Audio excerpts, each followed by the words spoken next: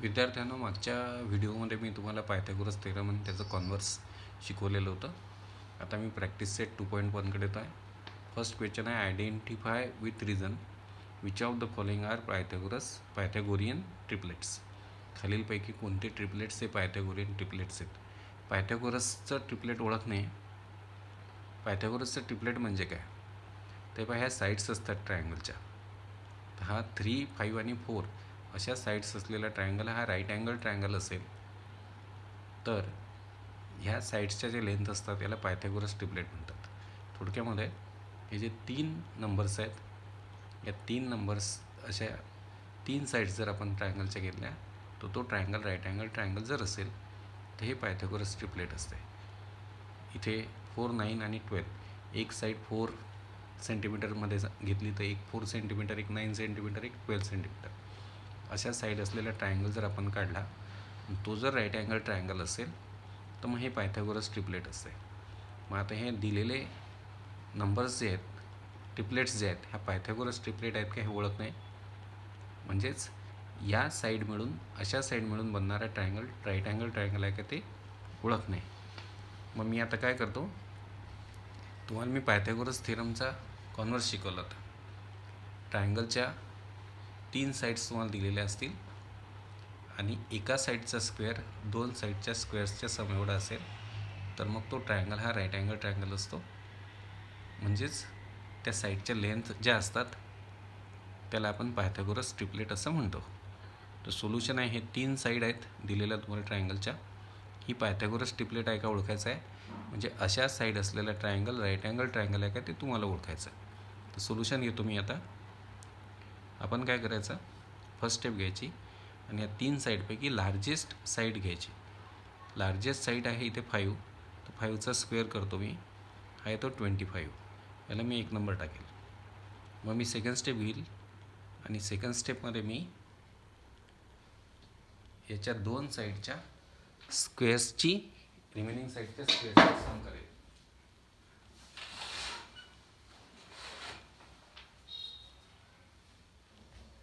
Remaining side ज्या आहेत त्या आहेत 3 आणि 4, ह्या स्मॉलर साईड्स आहेत. तर मी 3चा स्क्वेअर करतो प्लस 4चा स्क्वेअर करतो. 3चा स्क्वेअर येतो 9, 4चा स्क्वेअर येतो 25 आणि ही सम येते मग 4चा स्क्वेअर येतो 16 आणि ही सम येते मग 25. याला मी 2 नंबर टाकतो. मग लिहितो मी हिअर लार्जेस्ट साईड जी आहे तिचा स्क्वेअर हा 2 स्मॉलर साईडच्या स्क्वेअर्सच्या सम एवढा आहे. कारण लार्जेस्ट साईडचा स्क्वेअर 25 आहे आणि स्मॉलर साईडच्या स्क्वेअर्सची सम 25 आहे. मग हिअर लार्जेस्ट साईडचा स्क्वेअर इक्वल टू स्मॉलर साईडच्या स्क्वेअर्सची सम. मग पायथागोरसचा थिअरमचा कॉन्व्हर्स सांगतो की जर ट्रायंगलच्या 3 साईडपैकी लार्जेस्ट साईड जी असते त्याचा स्क्वेअर हा रिमेनिंग 2 साईडच्या स्क्वेअर्सच्या सम एवढा असेल तर मग ह्या 3 साईड मिळून बनणारा ट्रायंगल हा राईट अँगल ट्रायंगल असतो. म्हणजेच मग ही पायथागोरसची ट्रिपलेट आहे. तर देअरफॉर बाय कॉन्व्हर्स ऑफ, हे स्टेटमेंट लिहिणं खूप महत्त्वाचं असतं, याला अर्धा मार्क असतो. Converse of Pythagoras theorem.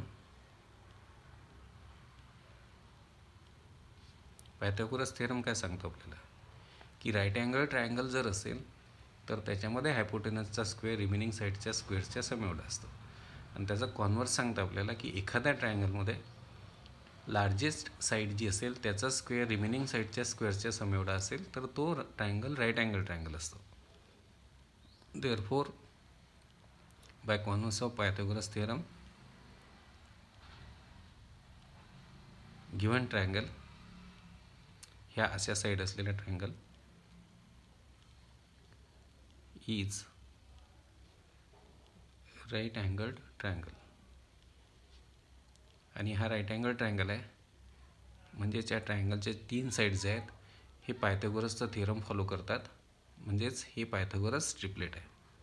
Therefore 3, 5, 4 is Pythagoras किंवा पायथागोरियन ट्रिपलेट. सेकंड घेतो आहे मी आता.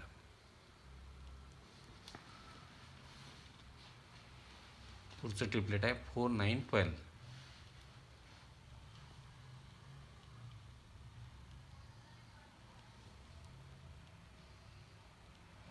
ज्या साईड मिळून ट्रायंगल राईट अँगल ट्रायंगल म्हणत असेल तर त्या साईडची ह्या ज्या लेन्स असतील ह्या पायथागोरसचा ट्रिपलेट फॉर्म करत असतात. फर्स्ट स्टेप घेतो. लार्जेस्ट साईड जी आहे ती 12 आहे. 12चा स्क्वेअर करतो 144.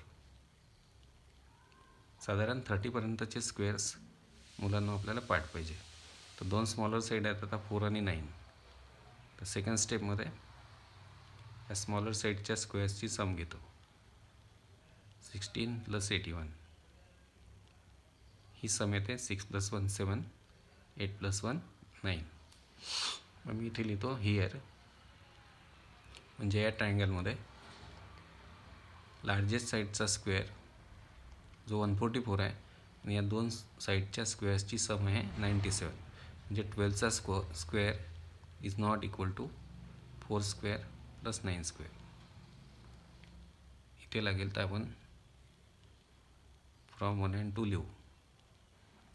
इथे पण वरती लार्जेस्ट साईडचा स्क्वेअर 2 स्मॉलर साईडच्या स्क्वेअरची सम इक्वल आहे. आणि लार्जेस्ट साईडचा स्क्वेअर 25 आहे फर्स्ट स्टेटमेंट सांगतं आपल्याला. आणि या दोघांच्या स्क्वेअरची समसुद्धा 25 आहे हे सेकंड स्टेटमेंट सांगतं. म्हणजे याचा स्क्वेअर आणि या दोघांच्या स्क्वेअरची सम इक्वल आहे हे आपल्याला 1 आणि 2 वरून लक्षात येत आहे. इथे पण आपण लिहू शकतो काय लिहावंच लागेल फ्रॉम 1 and 2. मग इथे तुमच्या काय लक्षात आलं, या ट्रिपलेटमध्ये लार्जेस्ट साईड 12 आहे. 12चा स्क्वेअर 144 आहे. 2 स्मॉलर साईडच्या स्क्वेअरची सम केल्यावरती 97 भरते आहे. म्हणजे 12चा square not equal to 4 square + 9 square. याचा स्क्वेअर आणि या दोघांच्या स्क्वेअरची समच्या किमती वेगवेगळ्या आहेत. म्हणजे 12चा square not equal to 4 square + 9 square. Therefore given triangle is not right triangle. दिलेला ट्रायंगल हा राईट ट्रायंगल नाही. आणि राईट ट्रायंगल नाही म्हणजे मग याच्या ज्या साईड्स आहेत ते पायथागोरसचा ट्रिपलेट नाही. म्हणजे पायथागोरसचा नियम त्यांना लागू होणार नाही. पायथागोरसचा नियम लागू होतो जेव्हा ट्रायंगल राईट अँगल ट्रायंगल असतो, तेव्हा हायपोटेनसचा स्क्वेअर लार्जेस्ट साईडचा स्क्वेअर 2 साईडच्या स्क्वेअर्सच्या सम एवढा असतो. तिथे लार्जेस्टचा स्क्वेअर 2 साईडच्या स्क्वेअर्सच्या सम एवढा नाही. म्हणजे given triangle right angle triangle नाही. इथे रिझन द्यावं लागेल तुम्हाला by converse of Pythagoras theorem. Pythagoras theorem सांगता पायथागोरस थेरमचं कॉन्व्हर्स सांगतो. लार्जेस्ट साईडचा स्क्वेअर हा रिमेनिंग साईडच्या स्क्वेअरच्या सम एवढा असेल तरच तो ट्रायंगल राईट ट्रायंगल असतो. मग हा राईट ट्रायंगल नाही कॉन्व्हर्स ऑफ पायथागोरस थेरमनुसार. मग देअरफॉर हा जर राईट ट्रायंगल नाही आहे तर ह्याच्या साईडचे लेंथ आहेत हे पायथागोरसचं ट्रिपलेट नाही. म्हणजेच पायथागोरसचं थेरम हे सॅटिस्फाय करणार नाहीत. म्हणजे देअरफॉर 4, 9, 12 इज नॉट पायथागोरस किंवा पायथागोरियन ट्रिपलेट. आता पुढचं घेऊ आपण 5, 12, 13.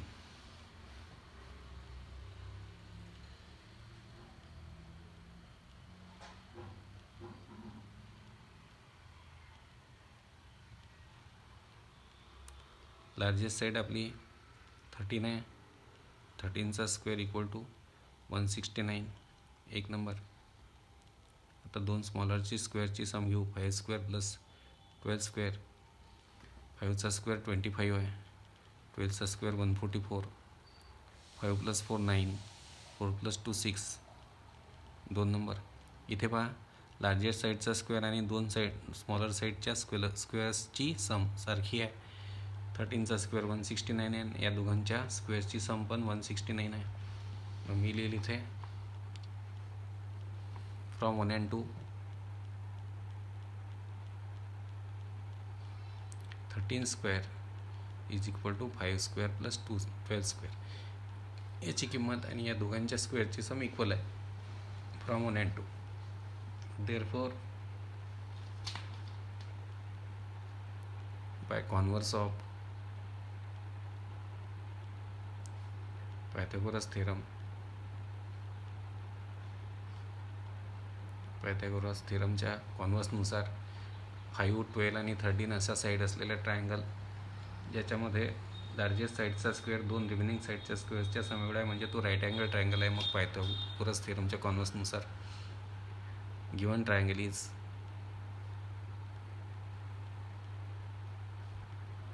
Right triangle. आणि हा राईट ट्रायंगल आहे म्हणजे त्याच्या साईड्स जे आहेत त्या पायथागोरसचं थिअरम सॅटिस्फाय करतात. म्हणजेच ही ट्रिपलेट जी दिली आपल्याला ही पायथागोरियन ट्रिपलेट आहे. देअरफॉर 5, 12, 13 इज पायथागोरस ट्रिपलेट किंवा पायथागोरियन शब्द मी यासाठी वापरतो कारण जो क्वेश्चन दिला होता एक्झरसाइज 2.1मध्ये पायथागोरियन ट्रिपलेट ओळखा असं म्हटलं होतं. पायथागोरियन शब्द वापरला म्हणून मी याला पायथागोरियन हा शब्द वापरतो आहे. तर ही जी ट्रिपलेट आहे मग ही पायथागोरियन ट्रिपलेट आहे. म्हणजेच अशा साईड असलेला ट्रायंगल हा राईट अँगल ट्रायंगल बनतो आणि त्याच्या साईड्स पायथागोरसचं थिअरम सॅटिस्फाय करतात. लार्जेस्टचा स्क्वेअर इक्वल टू रिमेनिंग साईडच्या स्क्वेअर्सची सम. नेक्स्ट घेतो आहे मी 24, 70, 74.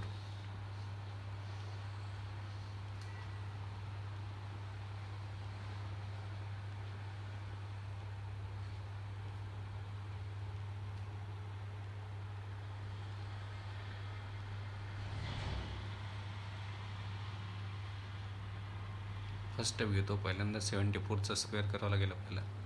74चा स्क्वेअर तर आपलं पार्ट नसेल 74 × 74 करावं लागेल. 7 4s are 28 आणि 7 7s are 49. 49 आणि 2 कॅरी आले हे 51 होतात. मग 4 4s are 16 आजचा कॅरी 1 आला आणि 4 7s are 28 + 1 29 झाले.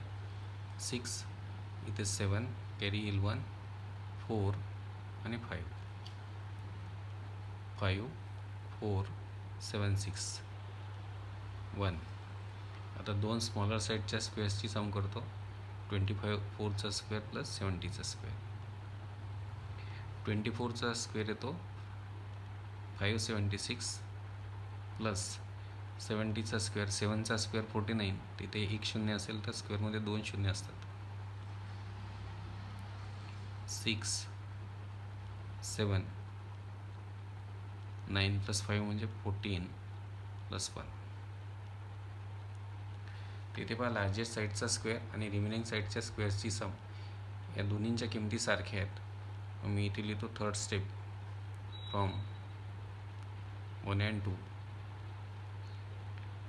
74 square equal to 24 square + 70 square. Therefore म्हणजे लार्जेस्टचा स्क्वेअर रिमेनिंग साईडच्या स्क्वेअर्सच्या सम एवढा आहे. देअरफॉर बाय कॉन्व्हर्स ऑफ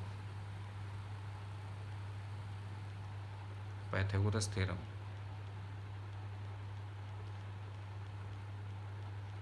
अशा साईड असलेला ट्रायंगल म्हणजे गिव्हन ट्रायंगल. या ट्रायंगलच्या 3 साईड आहेत दिलेल्या. गिव्हन ट्रायंगल इज हा राईट अँगल ट्रायंगल आहे.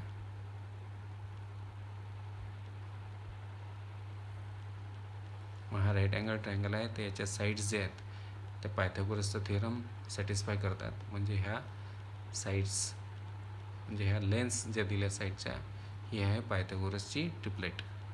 Therefore 24 70 74 is Pythagorean triplet. Fourth एक्झाम्पलकडे येतो. पुढची ट्रिपलेट दिलेली आहे आपल्याला 10 24 27.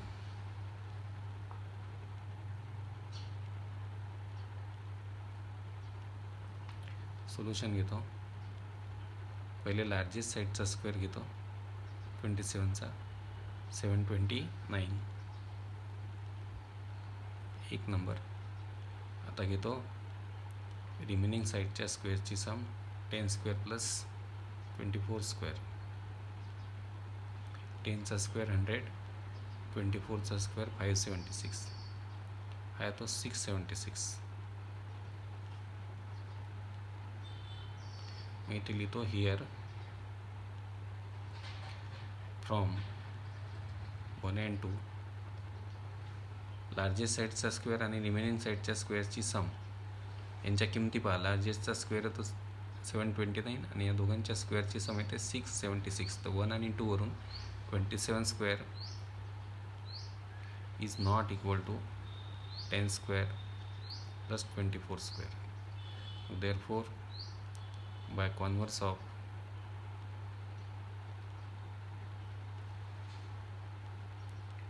Pythagoras theorem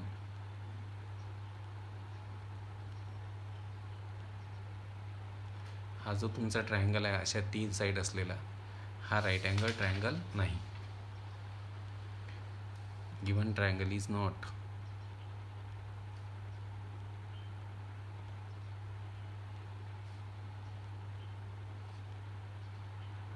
right triangle. आणि राईट ट्रायंगल असेल तरच त्याच्या साईड्स पायथागोरियन ट्रिपलेट असतात. अदरवाईज ट्रायंगल जर राईट ट्रायंगल नसेल तर त्याच्या साईड्स पायथागोरस ट्रिपलेट फॉर्म करत नाहीत, म्हणजेच पायथागोरसचा थेरम सॅटिस्फाय करत नाहीत. Therefore 10, 24, 27 is not Pythagorean triplet. 6 घेतो 11, 60, 61.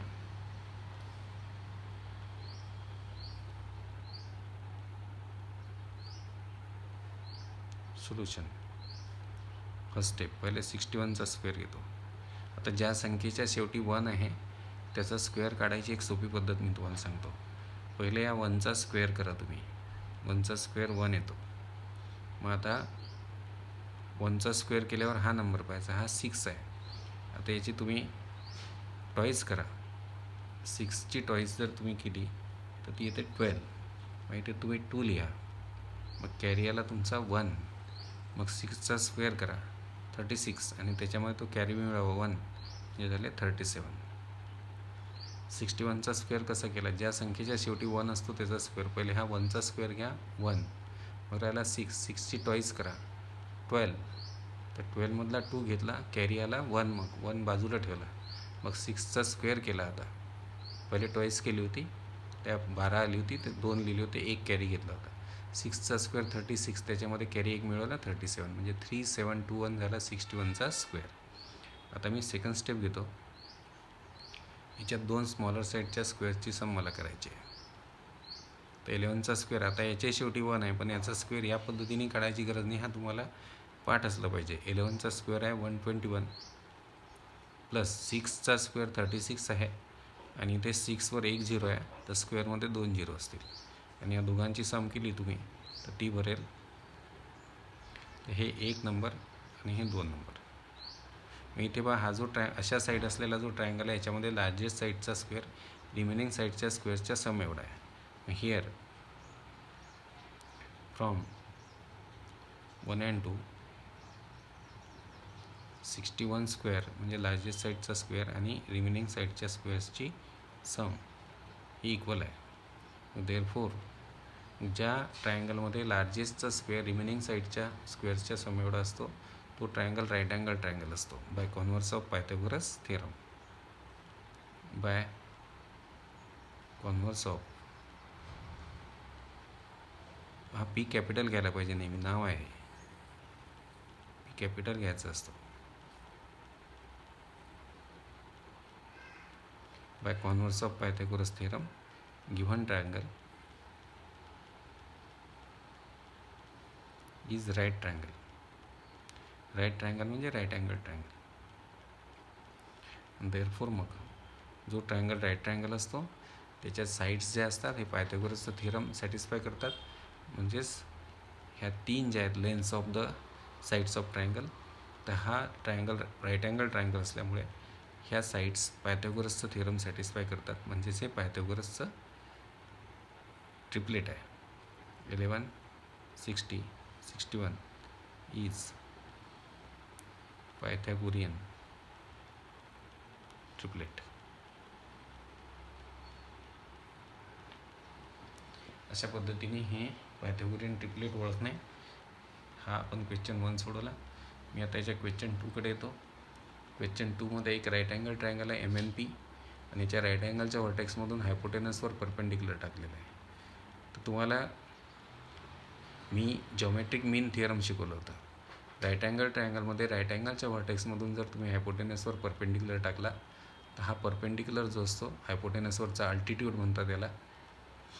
हा हायपोटेनसचे हे जे 2 पार्ट असतात त्यांचा हा जॉमेट्रिक मीन असतो. म्हणजे याचा स्क्वेअर म्हणजे NQ किंवा QN, तर NQ square equal to MQ into QP, म्हणजे याचा स्क्वेअर या 2 हायपोटेनसच्या पार्टचा प्रॉडक्ट एवढा असतो. पण हा ट्रायंगल राईट अँगल ट्रायंगल असला पाहिजे. याच्या राईट अँगलच्या व्हर्टेक्समधून हायपोटेनसवर परपेंडिक्युलर काढलेला असला पाहिजे. तर इथे पाहू आपण इन फिगर MNP हा राईट अँगल आहे N, नंतर NQ हा परपेंडिक्युलर आहे हायपोटेनसला, हायपोटेनस MPला, आणि MQची लांबी दिली आहे 9, QPची लांबी दिली आहे 4 आणि NQ तुम्हाला काढायचं आहे. हे खूप इम्पॉर्टंट एक्झाम्पल आहे. ही फिगर ही काढताना आपल्याला सोल्युशनमध्ये फिगर घ्यावी लागेल मुलांना. तर प्रॉब्लेम मी लिहित नाही तिथे, मी याचं सेकंड क्वेश्चनचं सोल्युशन घेतो आहे डायरेक्ट. तर ही फिगर तुम्हाला काढावी लागेल. हे बघा, हा राईट अँगल ट्रायंगल काढून घेतो पहिल्यांदा.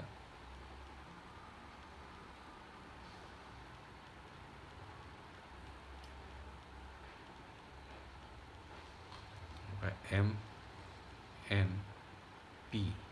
आता ह्या Nमधून MPवर परपेंडिक्युलर टाकायचा, तर अशी स्केल लावा तुम्ही MPला. आता इथे स्केलवरचा हा पार्ट तुटलेला आहे, तर मी याला खाली नेतो थोडंसं, आणि ही जी रेष आहे ही याच्याशी MPसोबत मॅच करतो. याला मी खाली आणतो. ही रेष मी इथे MPला मॅच केली आणि ही एज मी Nला मॅच केली. आता मी असा हा सेगमेंट ओढला, हा बरोबर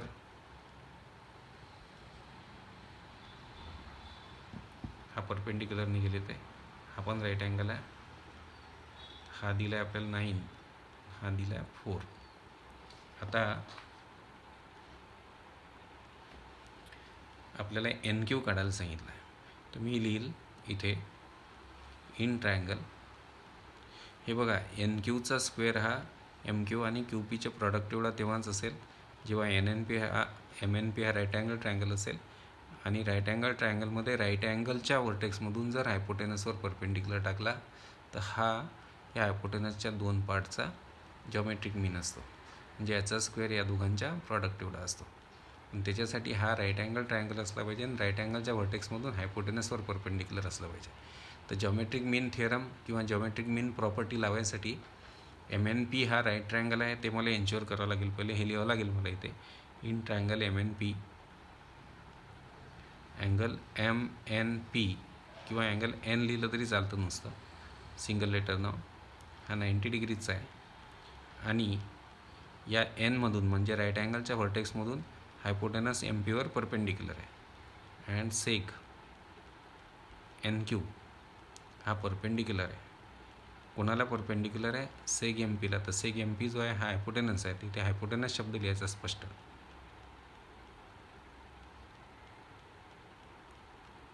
म्हणजे मुलांना आता हे एन्श्युअर झालं की MNP ट्रायंगलमध्ये N 90चा असल्यामुळे MNP ट्रायंगल हा 90 डिग्री राईट अँगल ट्रायंगल झाला, आणि हा राईट अँगलचा व्हर्टेक्स आहे त्याच्यातून हा हायपोटेनस MPवर परपेंडिक्युलर आहे.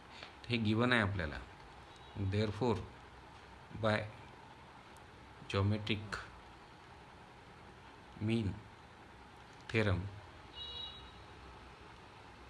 मीन थिअरमनुसार NQचा स्क्वेअर, हे इम्पॉर्टंट एक्झाम्पल आहे, MQ इंटू QP ते इक्वल टू NQचा स्क्वेअर आहे MQ आहे 9 आणि QP आहे 4, ते झालं 36. मग मी खाली स्टेप जाईल एक की that is NQ² equal to 36. Therefore आता बघा क्वाड्रॅटिक इक्वेशन जेव्हा आम्ही तुम्हाला शिकवतो आणि मला NQचा स्क्वेअर नको, मला NQ पाहिजे, तिथे दोन्ही साईडचे स्क्वेअर रूट तुम्हाला घ्यायचे आहे. तर NQ² स्क्वेअर रूट NQ होतं, हे आपण NQच घेतो, एकच स्क्वेअर रूट घेतो. पण क्वाड्रॅटिक इक्वेशन शिकवताना आम्ही तुम्हाला सांगतो की स्क्वेअरचं स्क्वेअर रूट घेताना दोन स्क्वेअर रूट घ्यायचे असतात, एक प्लस आणि एक मायनस. क्वाड्रॅटिक इक्वेशन शिकवताना आम्ही तुम्हाला सांगतो की 36चे स्क्वेअर रूट घेताना प्लस मायनस 6 असे दोन घ्या. क्वाड्रॅटिक इक्वेशनमध्ये दोन स्क्वेअर रूट घ्यावे लागतात. पण इथे तुम्ही NQ काढताय, या प्रॉब्लेममध्ये जॉमेट्रीमध्ये तुम्ही NQ काढून राहिले, म्हणजे NQ साईडची तुम्ही लेंथ काढून राहिले. आणि सेगमेंटची लेंथ ही कधीच निगेटिव्ह नसते. त्याच्यामुळे याचा स्क्वेअर रूट घेताना इथे NQची लेंथ तुम्ही काढून राहिले, आणि NQ इज द सेगमेंट आणि NQ is the length of that segment. Length of segment is never negative. सेगमेंटची लेंथ कधीच निगेटिव्ह नसते. त्याच्यामुळे याचंच निगेटिव्ह स्क्वेअर रूट घ्यायचं नाही, याचं पॉझिटिव्ह स्क्वेअर रूट घ्यायचा. तर 36चा स्क्वेअर रूट घेतो आम्ही 6. आता हे जे दिले होते हे सेंटीमीटरमध्ये वगैरे कशात नव्हते, तर मी याला 6च ठेवू शकतो किंवा याच्यापुढे मी शब्द टाकू शकतो युनिट्स. तर ही NQची लेंथ झाली तुमची 6 युनिट्स. अशा पद्धतीने हे सेकंड एक्झाम्पल आपण केलं. आपण याच्या थर्ड एक्झाम्पलकडे येऊ आता, की ही फिगर आहे, याच्यामध्ये हा PQRमध्ये अँगल P 90 डिग्रीचा आहे, आणि राईट अँगलच्या व्हर्टेक्समधून म्हणजे Pमधून हायपोटेनस QRवर हा परपेंडिक्युलर टाकला आहे, याचं नाव आहे PM. तर याची लेंथ दिलेली आहे तुम्हाला 10, नंतर हा QM दिला आहे 8, आणि MR तुम्हाला काढायला सांगितलं असेल. तर मुलांना MRने काढायला सांगितलं, तुम्हाला QR काढायला सांगितलेलं आहे. अँगल PQR QPR म्हणजे P अँगल 90 डिग्रीचा दिला आहे. PM परपेंडिक्युलर दिला आहे QRला, आणि M हा पॉईंट QRवर आहे. PMची लांबी दिली आहे तुम्हाला 10, QMची लांबी दिली 8, आणि QRची लेंथ काढायची. QRची लेंथ काढायला आपण पहिल्यांदा MRची लेंथ काढू.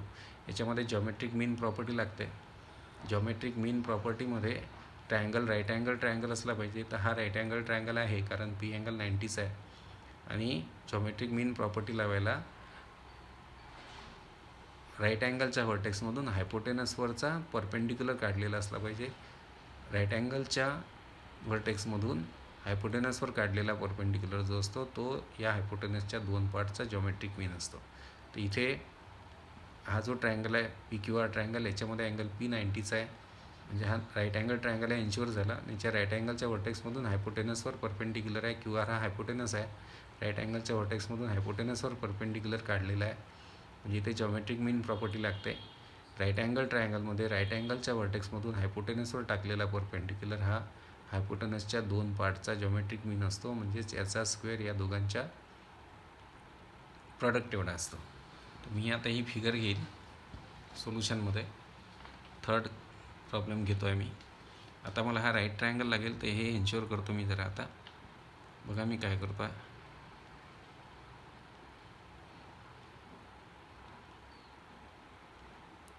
याचं टोक तुटलेलं आहे, त्याच्यामुळे मी हे बघा इथे हा राईट अँगल असतो माहिती आहे तुम्हाला, असं आणि असं घेतला. आता हे दोन एजेस मी जॉईन करून घेतो. आता याला जरा वाढवतो इकडे.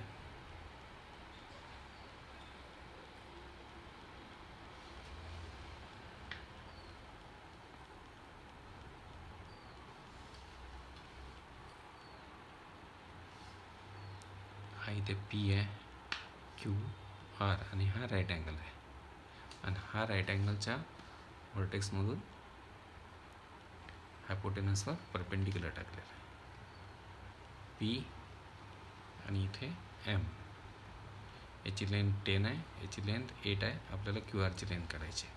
तर आता पहिल्यांदा हे इन्श्युअर करा की PQR राईट अँगल ट्रायंगल आहे का. आहे. In triangle PQR angle P जो आहे हा 90 डिग्रीचा आहे, म्हणजे हे इन्श्युअर झालं हा राईट अँगल ट्रायंगल आहे. नंतर आता पाहिजे आपल्याला राईट अँगलच्या व्हर्टेक्समधून हायपोटेनसवर परपेंडिक्युलर आहे. हा हायपोटेनस आहे, हा राईट अँगलचा व्हर्टेक्स आहे, हा राईट अँगलच्या व्हर्टेक्समधून हायपोटेनसवर परपेंडिक्युलर दिलेलंच आहे आपल्याला.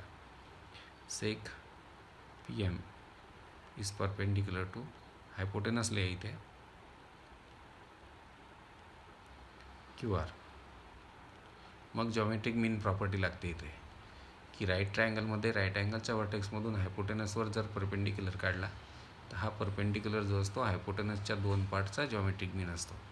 मग therefore by geometric mean property